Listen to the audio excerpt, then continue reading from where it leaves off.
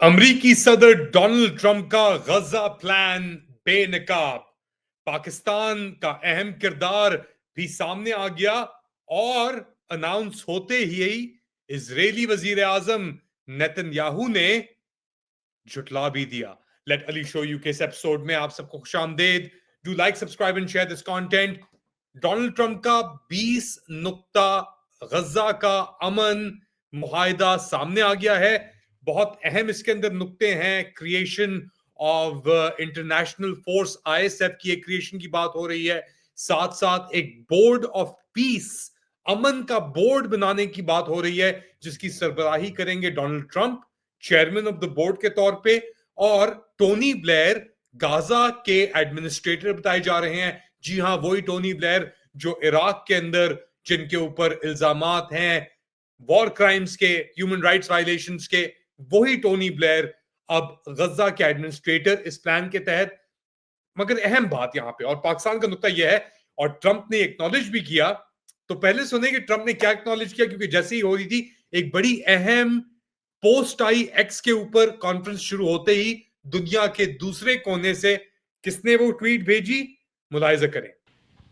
The Prime Minister and the Field Marshal of Pakistan, they were with us right from the beginning. Incredible. In fact, they just put out a statement that they fully believe in this pact. It just came out just as I was walking on. They said, "Sir, you have a big notice from the Prime Minister of Pakistan and from the Field Marshal that they back this 100%. President El-Sisi of Egypt, who's terrific." तो tweet की शहबाज शरीफ ने, और शुक्रिया किया field marshal और शहबाज शरीफ दोनों का Donald Trump ने। अब इस मुआहिदे को लेकर डोनाल्ड ट्रंप क्या कह रहा है, सुने जरा। I also want to thank Prime Minister Netanyahu for agreeing to the plan and for trusting that if we work together, we can bring an end to the death and destruction that we've seen for so many years, decades, even centuries, and begin a new chapter of security, peace, and prosperity for the entire region. Under the plan, Arab and Muslim countries have committed, and in writing in many cases, but I actually would take their word for it. The people I mentioned, I'd take their word for it, to demilitarize Gaza, and that's quickly. Decommission the military capabilities of Hamas and all other terror organizations. Do that immediately. And we're relying on the countries that I named and others to deal with Hamas. And I'm hearing that Hamas wants to get this done too, and that's a good thing. And destroy all terror infrastructure, including the tunnels, weapons, production facilities. They have a lot of production facilities that we're destroying. They'll also help train local police forces in the areas that we're discussing right now, in particular in and around Gaza, working with the new transitional authority in Gaza. All parties will agree on a timeline for Israeli forces to withdraw in phases. They'll be withdrawing in phases. No more shooting, hopefully, as progress is made toward achieving these goals.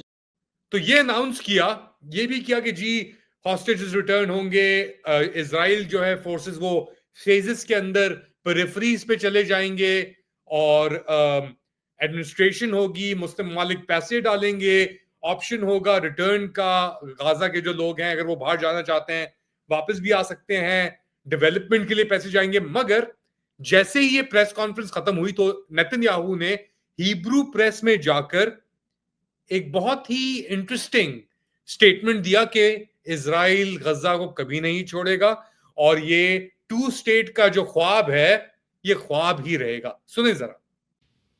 But if Hamas rejects your plan, Mr. President, or if they supposedly accept it and then basically do everything to counter it, then Israel will finish the job by itself. This can be done the easy way, or it can be done the hard way, but it will be done. We prefer the easy way, but it has to be done.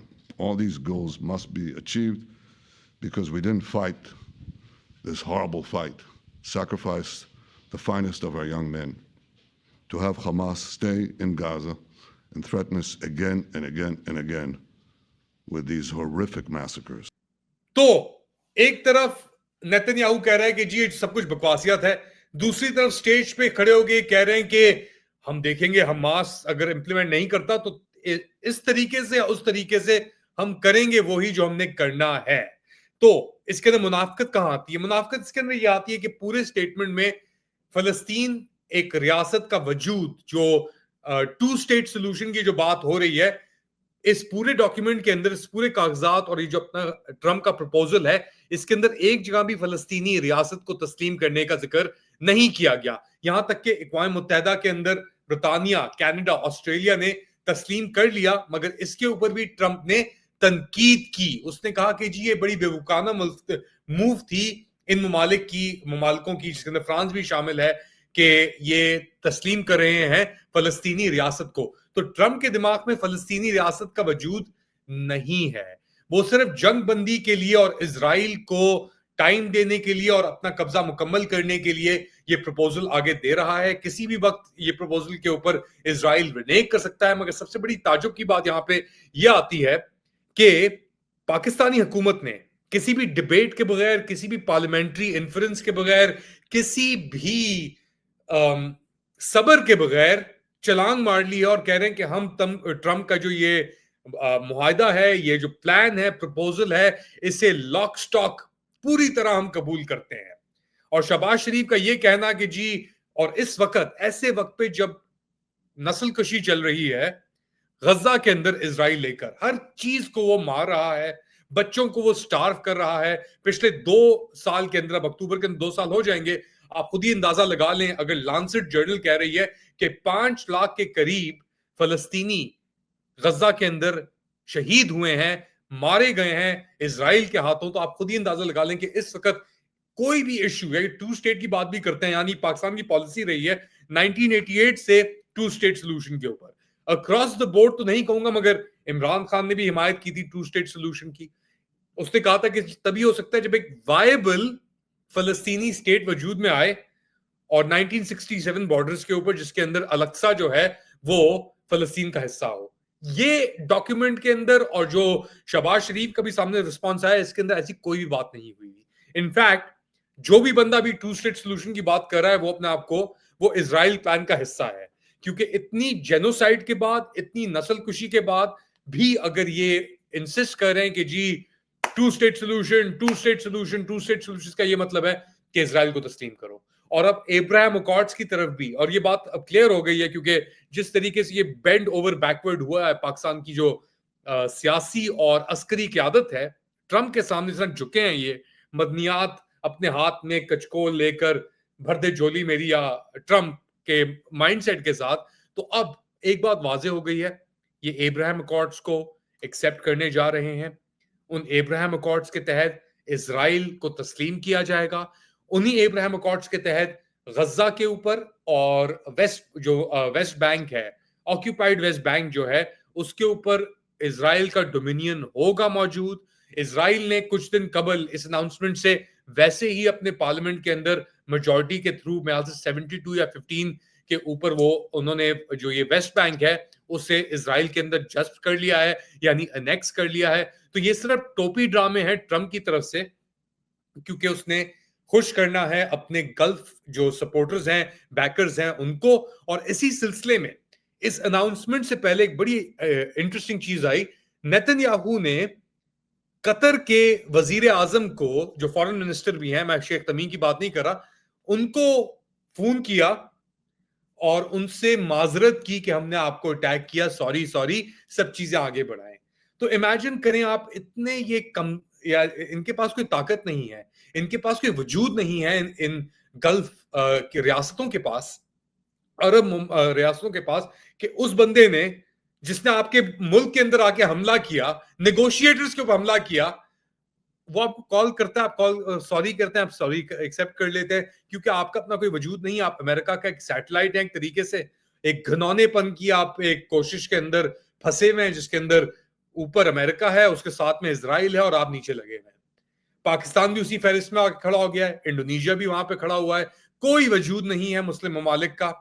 इतना सब कुछ होने के बावजूद भी हाँ Israel को एक पास दे दो, 2 स्टेट सोल्यूशन की भी ये बातें हो रही हैं। ये 2 स्टेट सोल्यूशन तो नहीं चल सकता, क्योंकि जो गुस्सा है अब अरब ममालिक में और पाकिस्तान के अंदर भी गजा को लेकर, अगर कोई भी चीज इस एब्राहम अकॉर्ड्स की तरफ जाती है, तस्लीम करने की तरफ जाती है इजराइल के वजूद को, इजराइल की हकीकत को, तो वो एक आग की तरह होगी, वो एक स्पार्क होगा जो इन मुस्लिम ममालिक के अंदर ऐसे फैलेगा कि ये जो भी कर लें, जितने भी पाकिस्तानी अफवाज बुला लें गल्फ ममालिक के अंदर, ये रोक नहीं सकेंगे इस आग को। ये मेरी अंडरस्टैंडिंग है, मेरा तज्जिया है। आप लोग क्या समझते हैं बताएं मुझे कमेंट सेक्शन के अंदर। Do like, subscribe and share this content. थोड़ी देर बाद अपडेट के साथ दोबारा हाजिर हूंगा आपकी खिदमत में। तब तक के लिए इजाजत दें। Take care.